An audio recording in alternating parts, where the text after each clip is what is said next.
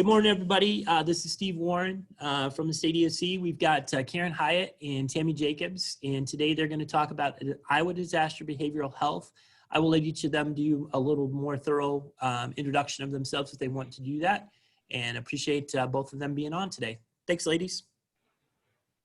Thank you. Thank you for having us, and thank you to those of you in the room with us that came to hear this talk today.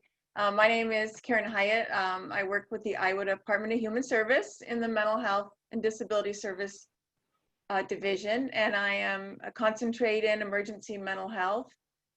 I also serve as the state's disaster behavioral health and know many of you through that role. Good morning, I'm Tammy Jacobs, and I am with Iowa State University Extension and Outreach, and I'm the hotline coordinator. We have several hotlines throughout the state, and I manage those hotlines to make sure that they're running smoothly, making sure that they're meeting their program needs. And I've worked with Karen for many, many years in working on different disasters, as well as just in the hotline generally for several years. So thank you guys for having us, and we're excited to be able to tell you about our program and a few other things throughout the day. I know that we have someone who's monitoring the chat for us in terms of the questions, but please feel free to ask questions as we're going through the presentation. We'll have a little time at the end, but we certainly don't want you to have to wait until the end to ask a question that you may have. So please interact with us like you would normally, and we'll go ahead and get started. As many of you know, disaster behavioral health really, it's not new to Iowa. I think Iowa has done a nice job, a welcoming job to include disaster behavioral health, but really it hasn't always been that way. The Mental Health and Disability Service Division didn't always have, a seat at CEOC, and we've done a lot of work over the years to be inclusive of disaster behavioral health, not just here, but all over the US. And there were a lot of changes in disaster behavioral health after the events of 9/11. And we saw a lot of growth in disaster behavioral health teams and different ways that the state can help supplement the good work that community-based services are already providing in mental health. This is just what you saw when you registered. It's the blurb of what we were going to talk about today. We do want to tell you a little bit about COVID Recovery Iowa, what services are available that can help you. That's really our main purpose, right, is we're administering this grant so that we can be helpful to Iowans and providers and provide services in many different ways. First, I just wanted to touch base on the difference between the two entities that we have. They're both available to you. Iowa has a disaster behavioral health response team, and I know some of you have heard that referred to as DBHRT because we had to put an acronym in there. But DBHRT is our statewide volunteer disaster behavioral health team. It's available for any kind of a disaster, natural, man-made. Examples of things that we've helped with in the past. When there was flooding along the Missouri River for many different years, our staff were on the ground. One time when the National Guard was very busy and they were working on the levee system along the Missouri River, we were asked to go to specific neighborhoods in Pottawatomie County and go door to door and just explain to people what was the evacuation coding, what did it mean, what did they do when it was yellow, green, red. And so we did that, and we were asked to do that in the weekend. We partnered with some AmeriCorps members to pull that off. And we've gone into towns for emergency managers, and we've cataloged special needs.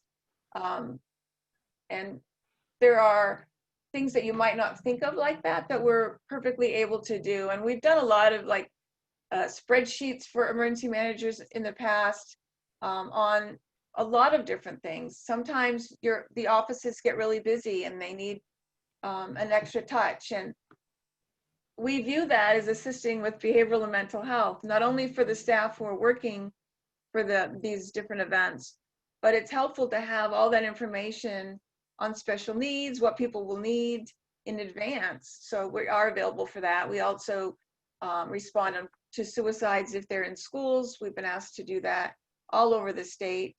The Marshalltown tornadoes, right now, DBHRT is available. We haven't been invited in to some of the main Derecho counties, but they're ready to do that, and they can respond in ways that we can't through the next program that we're going to talk to you about, which is COVID Recovery Iowa.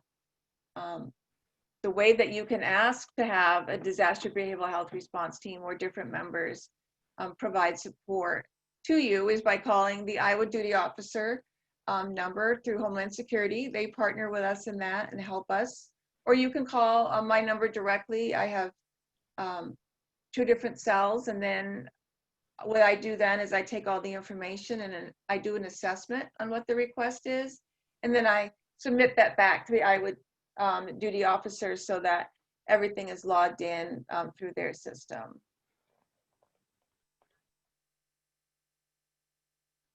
Now our new grant, it's a crisis counseling assistance and training program, which when a disaster is presidentially declared at the individual assistance level, then we are given the ability to write grants to FEMA. That's my role that I serve in for the state. So I write the FEMA grants. In this case, we were awarded the grant for the pandemic, which our funding runs through June.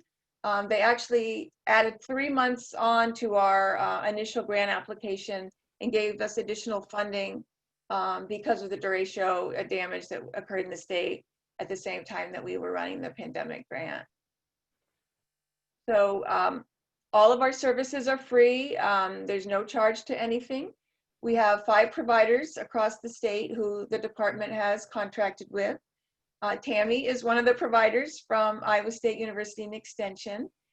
We also have Heartland Family Service out of Council Bluffs and Omaha, Pathways Behavioral Services out of Waterloo, the Abbey Center out of Cedar Rapids, and we have the University of Iowa's Center for Development and Disability out of Iowa City, and then of course Extension is out of Ames and Urbandale. It's free confidential counseling. We have 105 staff that we've hired to work this. They're all statewide. It's a virtual grant. But we're using all kinds of different ways and platforms to engage people. And it's not just counseling or a one-on-one conversation. That's certainly one way that we're providing service. But we also have group activities, group engagement ideas, and we'll talk a little bit more about what some of those look like. Support groups, we have several support groups, and then we give resources and information. And so our staff do a lot of work. I know that some of them have reached out to you.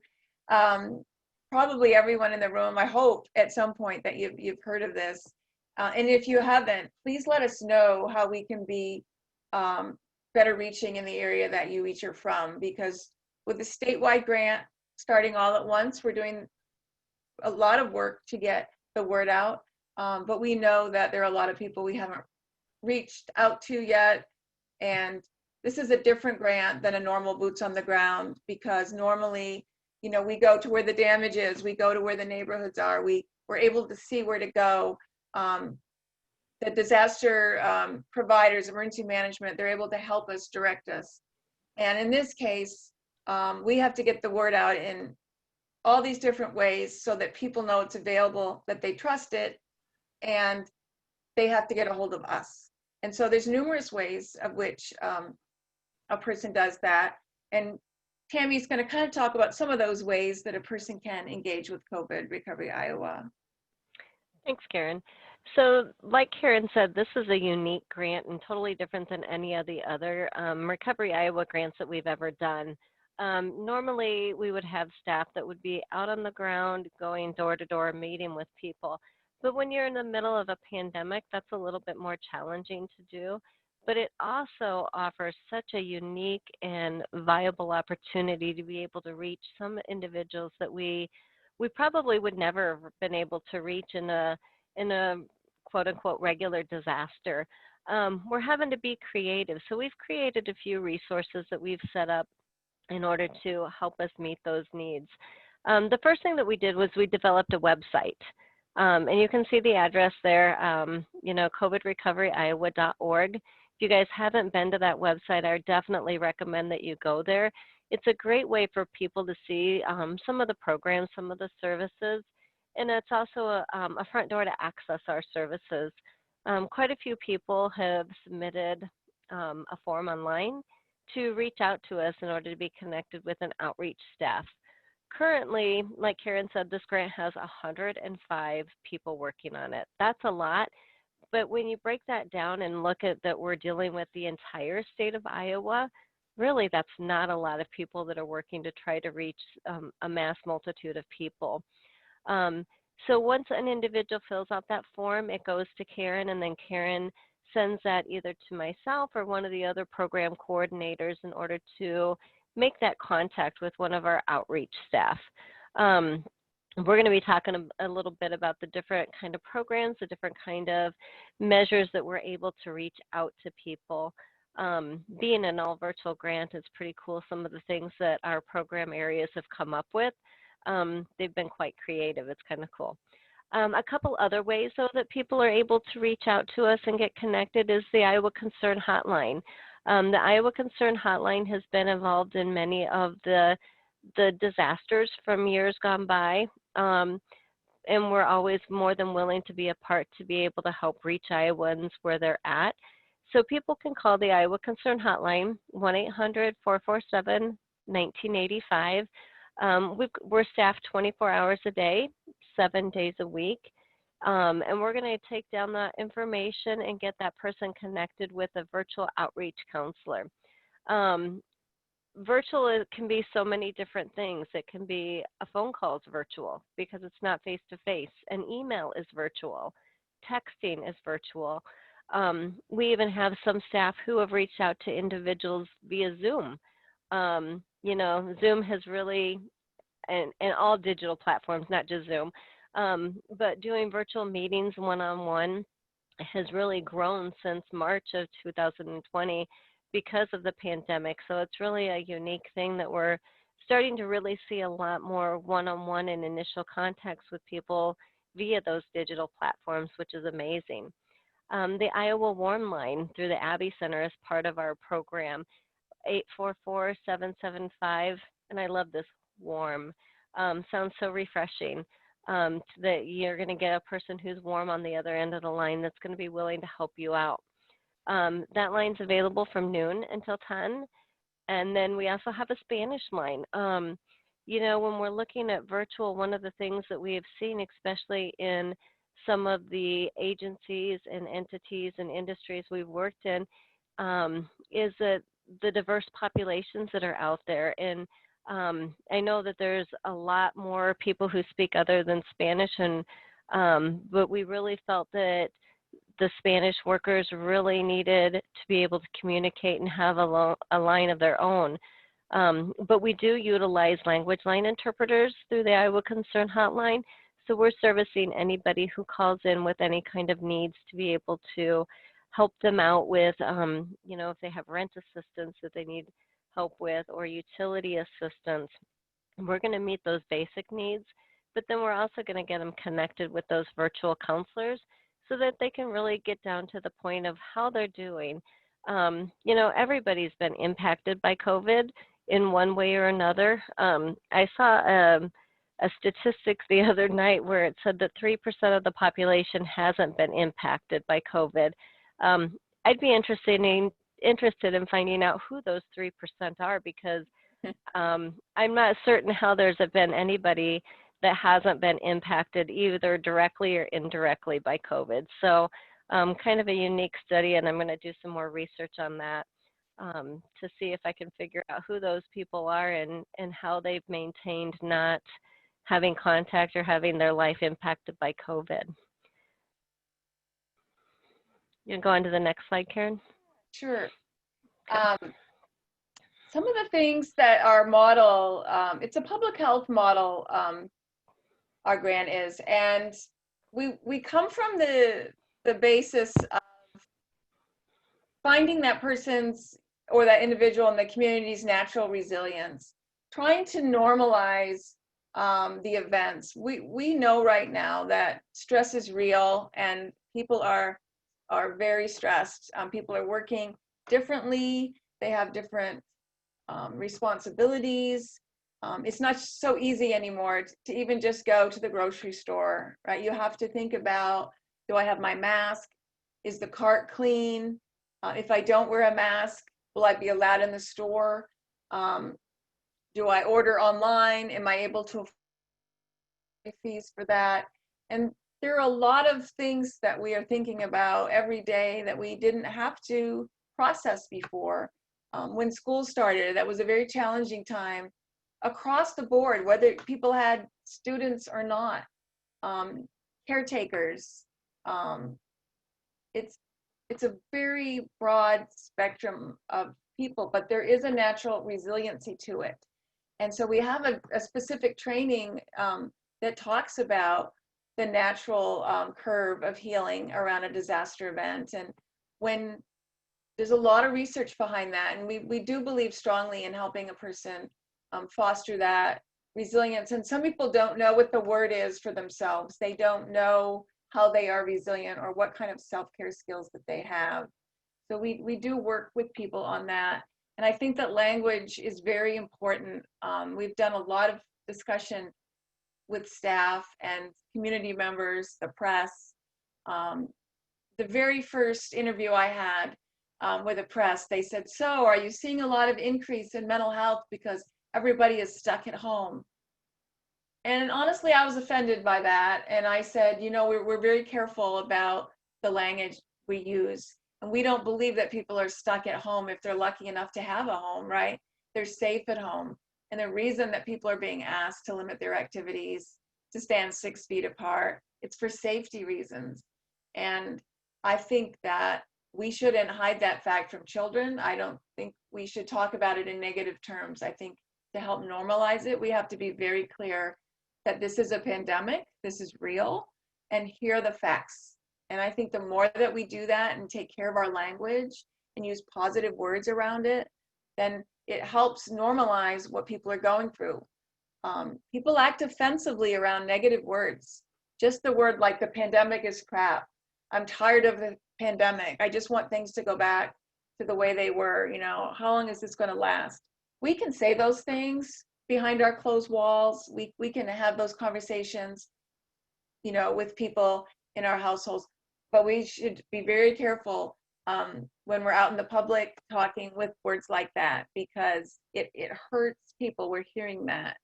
So positive words it's why would anyone want to call a hotline or fill out a contact sheet on a website for COVID Recovery Iowa if we were advertising all the negativity? People already know why they're stressed. We don't have to tell them that. So we're trying very hard. Like, you'll look at our materials and they're a little upbeat. We're not using, oh, it's such a dark and depressing time, call COVID Recovery Iowa to feel better. That's not what you're going to see from this program at all, because we believe that people know where they're at. They know what's going on. We don't need to retell them that these things. They know they're in financial difficulty. They know that they're not sleeping at night. We want to help provide some solution to that, to help people get through it. We do a lot of community networking, and that's the premise of this grant. We're here to supplement community support services, community-based mental health, substance use disorder, emergency managers, the whole 9 yards.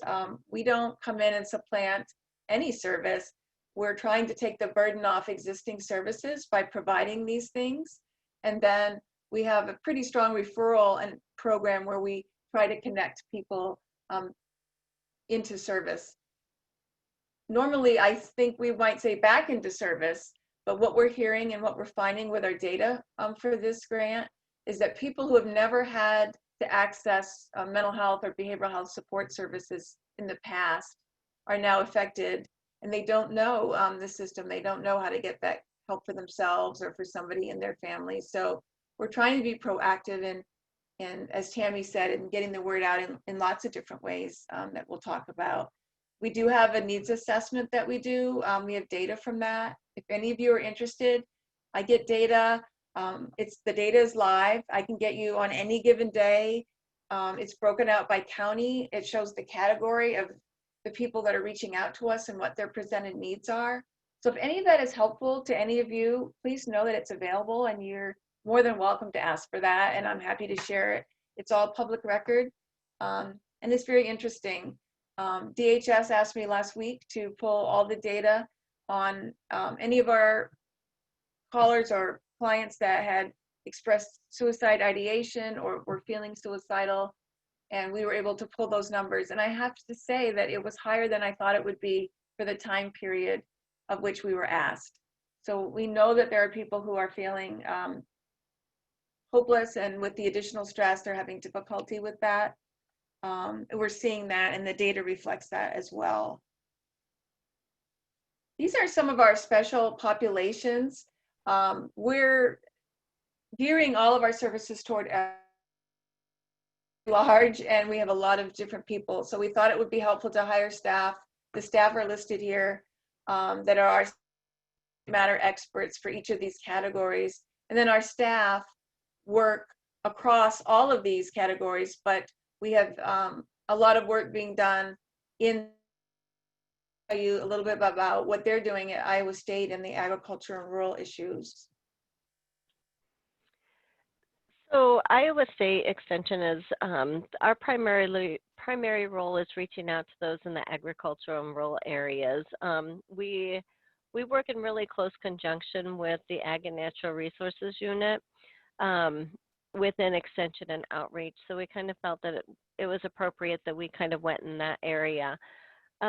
We've really been doing a lot of outreach to different entities in order to provide them information about the COVID Recovery Iowa.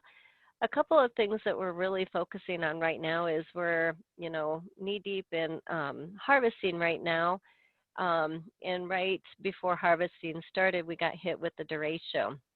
So we are really focusing both on how rural America or rural Iowa has been impacted not only by COVID, but when the Derecho hit and impacted a lot of the crops and impacted a lot of the grain storage, we really saw a need to really go out and work with the different cooperatives, with the farm service agencies in order to be able to provide them information about the program. A couple things that we're doing extensively is we've got a lot of training that we're doing just to kind of bring to the forefront how help is available to individuals. We've created a program called Farm Stress Strategies That Help that we have done in conjunction with the different ag communities. People who are farmers and live in rural areas are less likely to want to reach out for behavioral health help. So we have to kind of go in the back door, be creative in order to reach that population.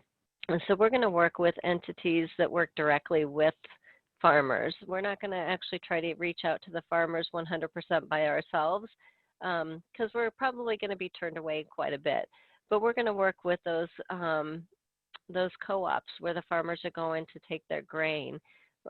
We've reached out to every single co-op in the state of Iowa just to let them know about the program, but not only so that they can have that information when a farmer comes in with their grain trucks, but also for the co-ops employees as well, because they have been hit with COVID and then they've also been hit with the Derecho. I just found out yesterday that due to the Derecho, we lost 120 million storage units that would be able to hold grain. And that's a lot of units that were destroyed. So co-ops are really being stressed to the maximum of being able to take grain in. So that's causing more stress within the co-op, within the farmers. So we're really stressing that we're here to help those. We're here to meet them where they need.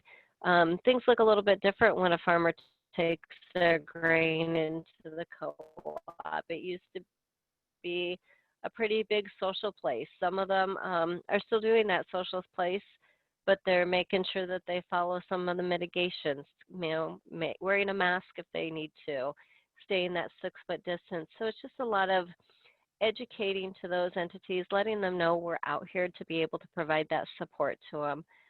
So we've really seen a good impact in that rural and agricultural area, so that they understand and they see what the work is that we're doing and how we can help them during this time. Yeah. Children and families, there's been a lot of work. I'll show you some of our flyers for some of the parent and teen groups. Clearly children and know what's going on. They are not exempt from this. We never want to leave children out of the response. So we have developed certain tools and engagement activities for children. One of the things, we have a strong social media presence. We're on Facebook, COVID Recovery Iowa, Instagram, Twitter, YouTube, and Discord. I didn't know what Discord was at first, but if you're a gamer or you have teenagers, they probably do know what Discord is. But we have story time where people across the state are reading stories. We've had Ashton Kutcher read a story, Miss Iowa.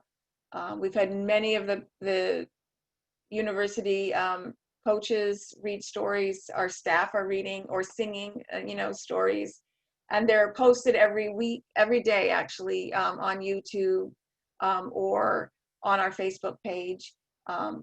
And someone told me I get these qualitative reports, so I read every week from all of our staff what they're doing, and it really supplements, the numbers that we're seeing. And somebody wrote in one of their qualitative reports that a mom was in one of the grocery stores. Her child was acting up and wanted something that she wasn't able to purchase. So she had been on our Facebook page and she noticed that we had, you could download stories at any time. So she pulled up one of the singing books and she handed it, to her child, who watched the book all the way to the car. And she sent a message in thanking us for providing a diversion activity. And that's what mental health and behavioral health strategy is, right? It isn't always counseling. It's sometimes counseling.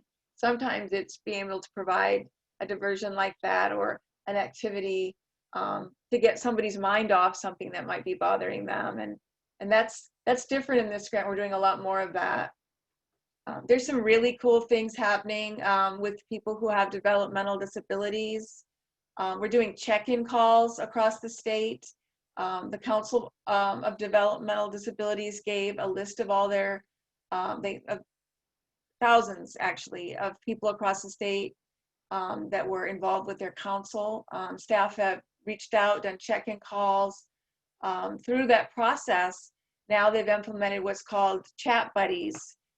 So if you know anybody who has a developmental disability who's feeling socially isolated right now, who maybe can't get to their normal groups or do the things that they normally would, they can have a chat buddy, and it can be through a phone, through a text, through chat, and it's taking off and becoming used quite a bit. And I think people on both sides, not only are there people receiving the chat buddy calls, the check-in calls, getting a lot out of that, but the staff are too, because it's helping them with their own social needs, so that they're working and they're learning and meeting new people at the same time. We knew going into this that we had to pay attention to domestic violence across the state, homelessness issues. These things were already in place before the drought, before the pandemic, unfortunately before Derecho.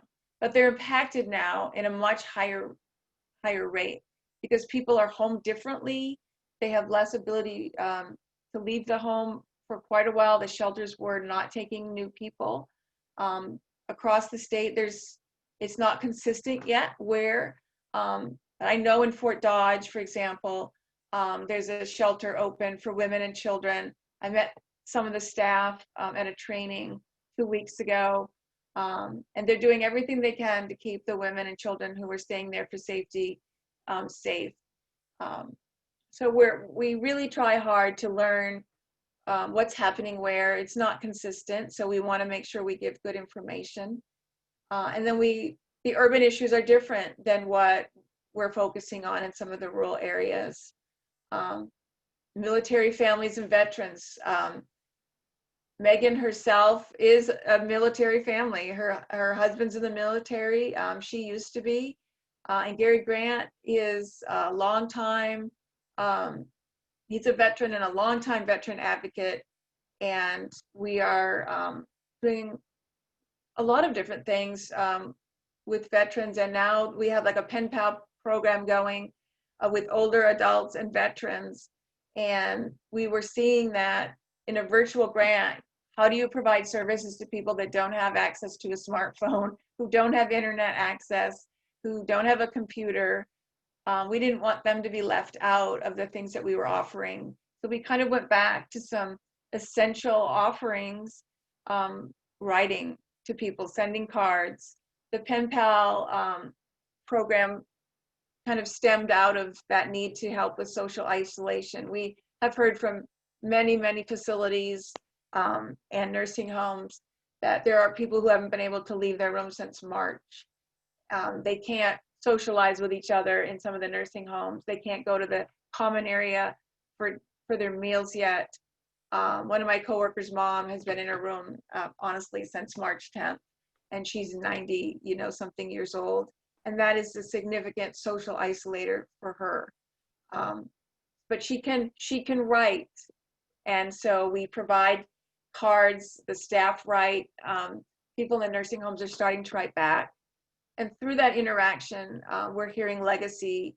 We're hearing about the person's legacy, about their life, about what's important to them. And we're starting a legacy program. There's a legacy training today to train our staff on how to get that, natural questions for people, help them transcribe it. We're going to actually type up some of these legacy stories, give it back to the individual. They can give that to their family members as a gift or just as a reminder of things that happened years ago. And somebody asked me last week, how is that about mental health? And it's like, it's everything about mental health, because social isolation is huge. And any way that we can help somebody feel better about that, we need to try to do it. And being able to tell your story or remembering something that you did years ago, that does make you feel better. And if you can feel like it's going to be memorialized in some way while you're here, and that you have the control on who you give that to, we have just helped somebody increase their mental health. The workforce category is huge. It's essential, non-essential, and unemployed individuals, which basically is saying everyone. But we have a lot of unemployed individuals. In Iowa, the numbers are still very high. And we have essential workers who are feeling very stressed. We have non-essential staff who have become essential workers. In the fast food industry, there was many decades, right, when they were not considered essential workers until the pandemic hit and food was not readily available. And then all of a sudden we had people that were working what would be considered, non-essential. I view every job as essential personally, but we have these categories. So non-essential staff that weren't used to being dealt with as essential really felt the burden and the stress and the safety issues to work in environments. I ran out to our the guys that pick up the trash in my recycling, and I was like, thank you for still doing this. Like, how are you doing? And they're like, wow, thank you for caring about it. I'm like, we're trying to be, I have hand sanitizer and I'm like doing the hand wash thing and I wear my mask. Those guys are out there in it every day in ways that don't normally get recognized. And so I'm looking around at all these different positions differently, and I'm thinking, how how are they being affected and what can we do? What can we offer, if anything, them? We have staff that are truck drivers by trade. We have peer support specialists, all the way to licensed therapists and everybody in between. And we did that on purpose because we want to be able to show Iowans, look, we're like just like you, and we can help you in all these different ways. So if somebody needs a certain level of conversation or maybe care, we'll try to hook that up. And we don't always have the right connection, but we're getting pretty good at finding it. There was a woman who was very sad. She was an older woman in her 80s. She was from Sweden. Her first language was Swedish, and she was feeling very isolated. She can't go home to see, her family. And one of our staff is not able to go back to Sweden, where she is normally from, and she's a college-age student who's here getting her education. And so we hooked those two up, and they're having some good conversations in Swedish. And we were, we've done Swahili, Arabic, Micronesia. There's been a lot of requests to work with the Sudanese population, and we're trying. Self-care is a huge part of this grant and what we're doing, not only for our own staff, but for all the staff that are out there. We've done a lot of these 1 hour social media platform sessions that are kind of like stress management, if you will, self-care. We're going to talk a little bit about that in the time that we have left, but we don't have time to do a full, session, but they're being very well received. And when you offer them and then the departments ask you back, like Homeland Security, we've posted this for their staff numerous times. The Department of Public Health, the Governor's Office, Iowa Finance Authority, all the 211 staff. We're going to try to do a AmeriGroup, not AmeriGroup, AmeriCorps. We might do AmeriGroup if they asked us to, because they have frontline staff that are working. If any of you feel that you would like a session like that, we have really trained people who are good in that. It's an easy offer for us. You can try it with your staff and see if it's worthwhile. Give us feedback either way so that we can tweak it and make it better. We are serving the Derecho counties, and we're able to do things a little different in those counties. We can partner with the disaster behavioral health response team. We can have people on the ground going to some events through DBHRT. We cannot do that right now through COVID Recovery Iowa. But please know that we are trying to work in the Derecho counties. I know we've had staff in those areas going out, partnering with other providers, and there's still a lot of work we know to be done in those areas. It was just extremely devastating. And drought, we cannot forget the drought or like the economic disaster, which is in all of our counties. This is just an example of one of the flyers that we have. I can mail you these. I have these that are printed. I can send this to you electronically. This really just shows that we're working on the pandemic and the Derecho. We know that has added extra stress for people, and so we are trying to let people know that it's available for either thing. And we've done a lot of work to find out where some of the disaster services are to make sure that our information is current. Each day we do that. This is just another one of our main flyers. If you have interest in any of these, just please let me or Tammy know. We'll make sure that they're mailed to you electronically or hard copies. Yesterday, I was able to talk on one of the food insecurity task force, and we're going to be making arrangements to include some of this information in some of the food distribution places. I'm working on Test Iowa. We haven't quite accomplished that yet, but Homeland Security staff are helping me. I think that we're getting closer to doing that. But we do try to get the word out in lots of different ways and lots of different places. And we don't want people to think it's just one service. It's turned into a multitude of different things. This is just an example. We have some support groups that are more sort of that traditional support group format. We have one for teens. We have a parent support group that has been very well attended. They're private, they're Zoom, they're not public. People sign up for these and then they attend. We have a preteen, middle school is tough, right? And we have one of the top things last month in our data in September. The topics were finance of the family, mortgage and rent assistance. The third most presented topic was children having to switch schools because of either the economic impact, not being around somebody because of COVID, or Derecho. So we are hearing from all different ages. And before we switch over to talking a little bit more about stress, I just want to talk a little bit more about some of the groups. And Tammy, help me out here because we have a lot of different things going on. On Facebook, we have engagement activities. For example, every Sunday, we have the month of Sundays, and a musician from Iowa, anywhere in Iowa, sings a song, supports the project, kind of gives a plug out, little PSA on their own venue, and then they record a song that we play every Sunday. They're sometimes they were live, now we have to do recorded, but you can access those at any time. And musicians are out of work right now. They've lost a lot of their income, so we're trying to support them and help them find a way to do their skill, right, to do their task.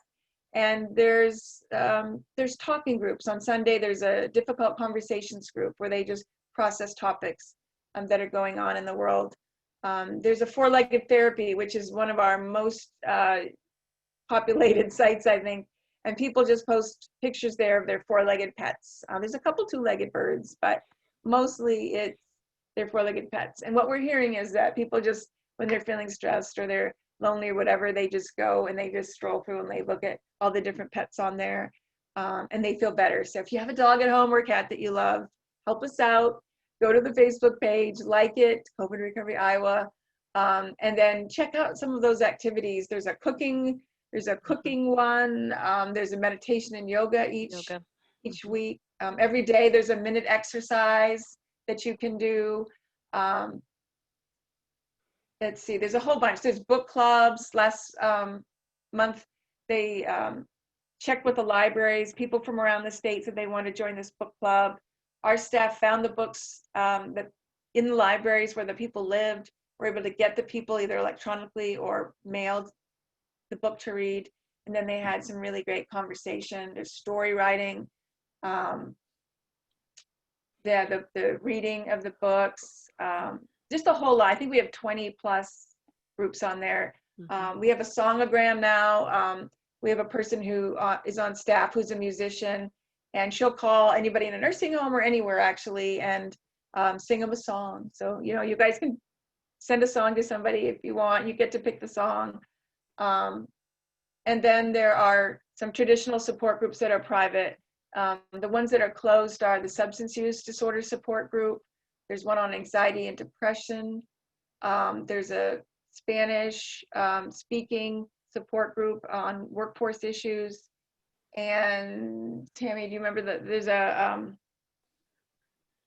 domestic violence. Yep. And there's also one for people who are homeless. I was skeptical. I admit I didn't think people would attend that one, but they are. And they're finding a way to join in there, and it's been really positive to see that. And it shows me, and it shows, I think, all of us that we have to be open to all kinds of different ways to engage people that are different. And that's kind of the cool thing with being on social media and with the big diverse group that we work with, is people are constantly out there searching for ways that we can impact the lives of Iowans. We didn't start out with having all these groups set up. These have grown since we started the project in May. And it's like every week I keep hearing about a different group or a different program that's going to be going on. And that's the cool thing about COVID Recovery Iowa, is we've got so many people, the talent that we have from the community that we're working with, and their desire to help Iowans be successful through this time is just absolutely amazing.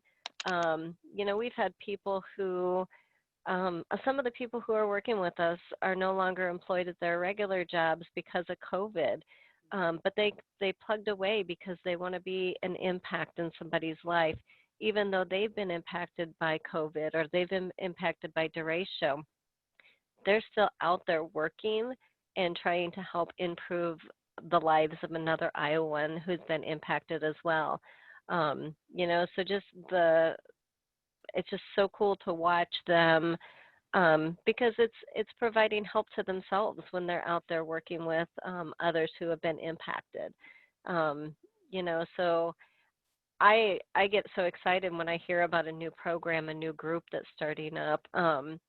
The Sunday sing-along, I don't remember what that's called, but Sunday is sometimes a day that people don't look forward to because it's the ending of a weekend. But then when we started this sing-along on Sundays, it's like, wow, we could look at it that it's the end of the weekend, or we can look at it as this is a bright shining star to the start of the next week and how we can impact lives. So I think a lot of it is how you look at things, how you focus on things.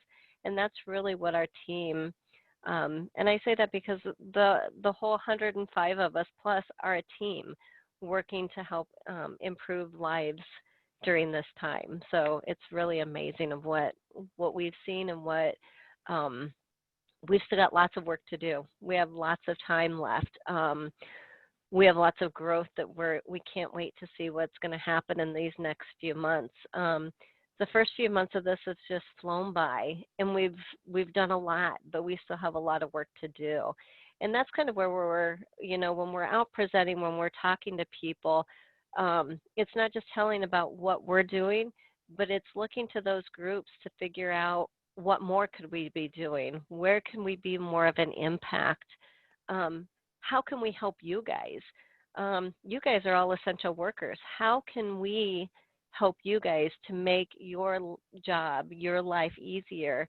Because you guys are stretched beyond belief right now at this point in time too, not just because of COVID, but you guys have seen disasters the last few years. So it's like we're going from one disaster to the next. So how can we support you guys during this time? What do you guys need from us? Every community is different.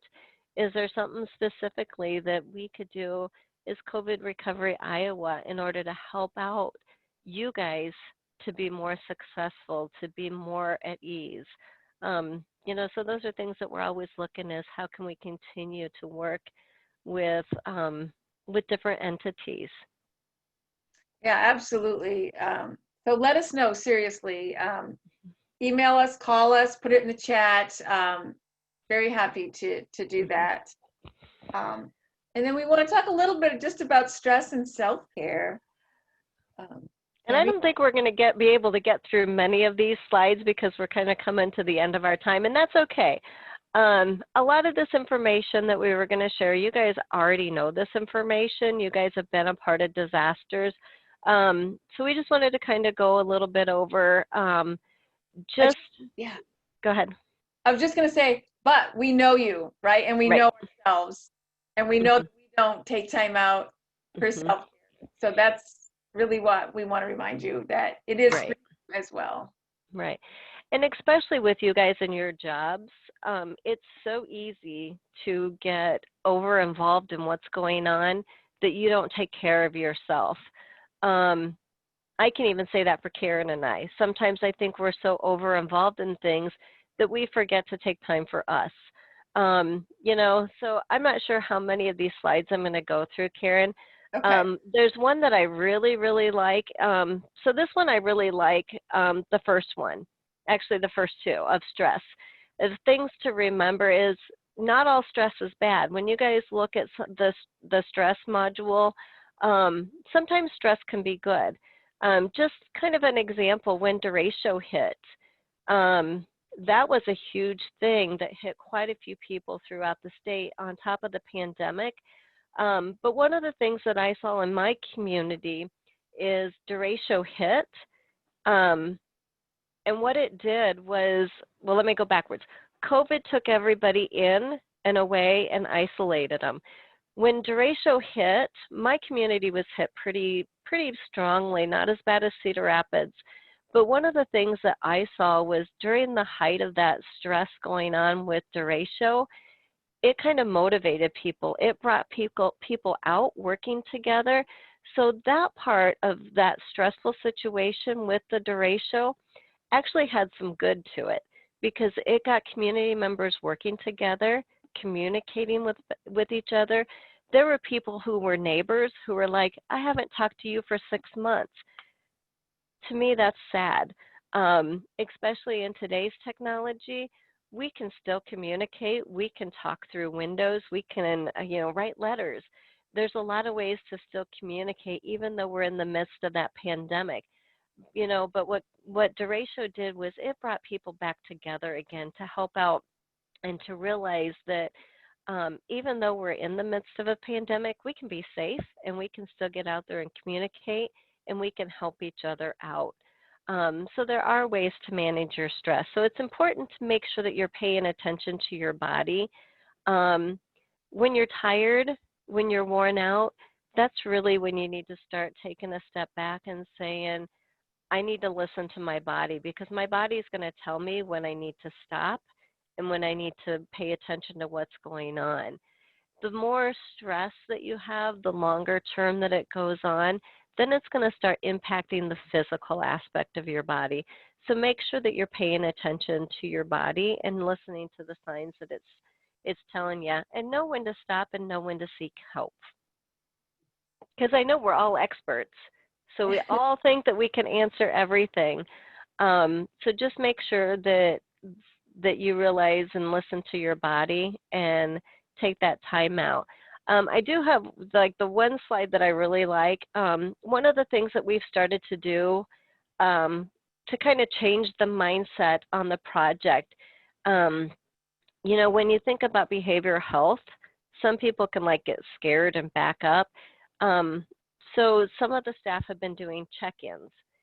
That's pretty much taking care of behavioral health. So we want to do a check-in with you guys today. How are you guys doing? What do you guys need? And where are you guys at? So we're checking in with you guys to make sure that we can help you to make sure that you're taking care of your behavioral mental health so that you can keep helping others. So how are you all doing today?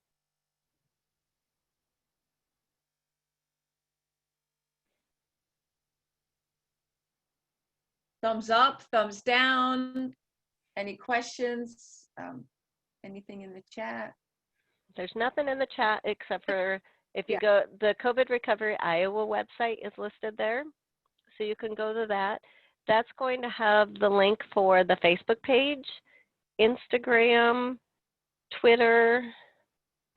And there's one other one, but I can't think of what that other one is right now. Yeah. YouTube and Discord. Okay, that's right.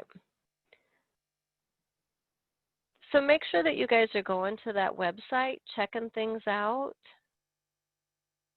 Anybody have any questions either about COVID recovery, about the work that we're doing, about any groups?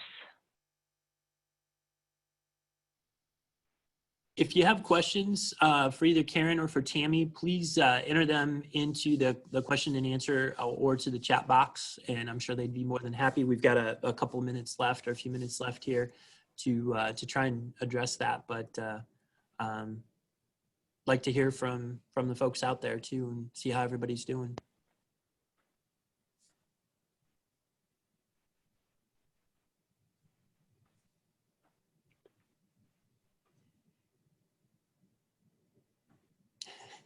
Well, we Okay, nobody's wanting to speak up this morning, but that's okay. We can't see you, but we know that you're there, and we appreciate you coming. Oh, got a couple. Yeah. The first one is from Robert Kev. Are you interested in receiving MARC plans from the counties to review? Sure, that would be interesting. Okay. And Second question is from Marissa Risen. What was the Facebook page? I'm not finding it. I can send her the link. She's the emergency manager down in Washington County, so I'll get that to her. okay. The next question from Keith Morgan is, do you have a communications guide for community leaders to help reinforce a positive mental attitude?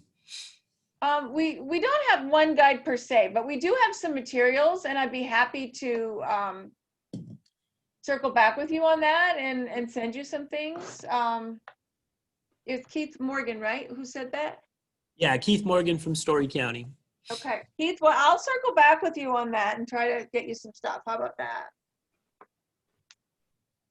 And it looks like Marissa found the Facebook page. So any other questions or comments for either Karen or for Tammy? I know I just went out to the page, that's what I put into the chat feature. And there was lots of good information out there. It had the links to all the social media content. So that was very easy to find and lots of good information out there. I liked on the Instagram page the fitness videos that or the short segments that they had. I think that's an important part of this in terms of staying healthy. So Keith says thank you. Thank you guys very much. All right. Well, we got just a couple minutes left. Karen or Tammy, any things for wrap up? You know, I think that, you know, we've said a lot. We really know it's hard to take time out, and we just want to encourage everybody to do that. You know, get up and walk around, leave their computer. You're allowed to do that, right? And so just take care of yourselves, and everybody be safe. And thank you for coming for this topic. We appreciate it.